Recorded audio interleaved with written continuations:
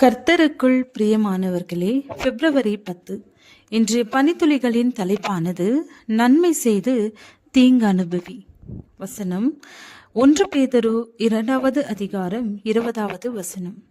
நீங்கள் நன்மை செய்து பாடுபடும் போது பொறுமையோடு சகித்தால் அதுவே தேவனுக்கு முன்பாக பிரீதியாய் இருக்கும்.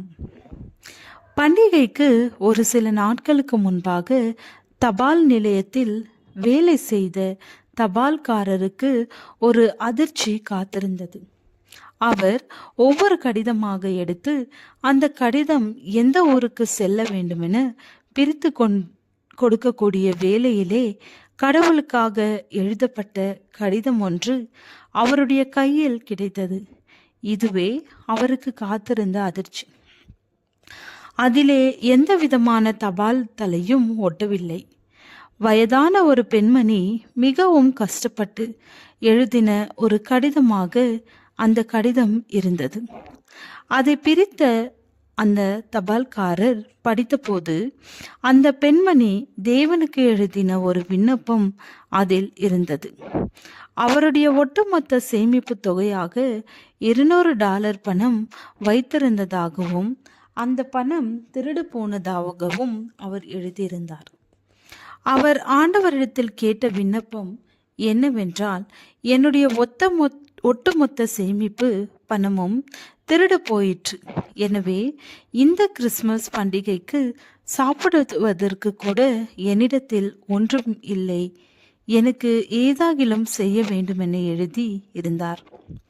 இதை படித்த அந்த தபால்காரருக்கு மனதில் மிகுந்த பாரம் உண்டாயிற்று. எனவே அந்த தாயாருக்கு ஏதாவது செய்ய வேண்டுமென தோன்றியது. உடனடியாக தன்னுடைய உடன் வேலையாட்கள் எல்லோரிடத்திலும் இதை காண்பித்து தங்களால் முடிந்தவரை உதவி செய்யுங்கள் என்றார். $180 பணம் சேர்ந்தது.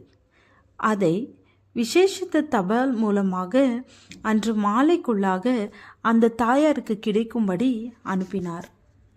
தற்போது மனதின் பாரம் நீங்கினவராக மிகுந்த சந்தோஷத்தோடு அந்த தபால்காரர் அவருடைய இல்லத்திற்கு திரும்பி சென்றார்.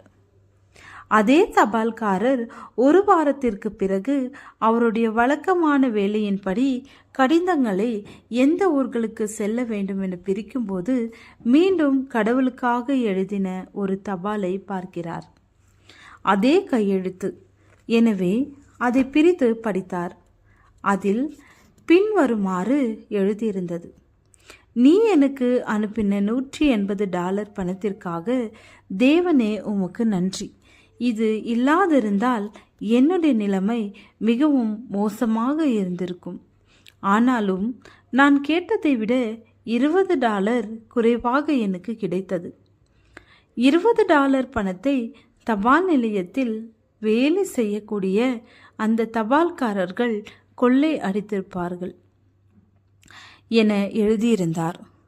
அன்பானவர்களே, நாம் செய்யக்கூடிய நன்மைகளை மற்றவர்கள் எந்த கண்ணோட்டத்தோடு பார்க்கக்கூடியவர்களாக இருக்கலாம். ஆனாலும் நாம் நன்மை செய்வதில் சோர்ந்து போகாதிருக்க வேண்டும். ஜெபம்.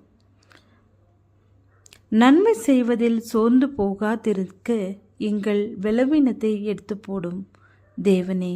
ஆமென்.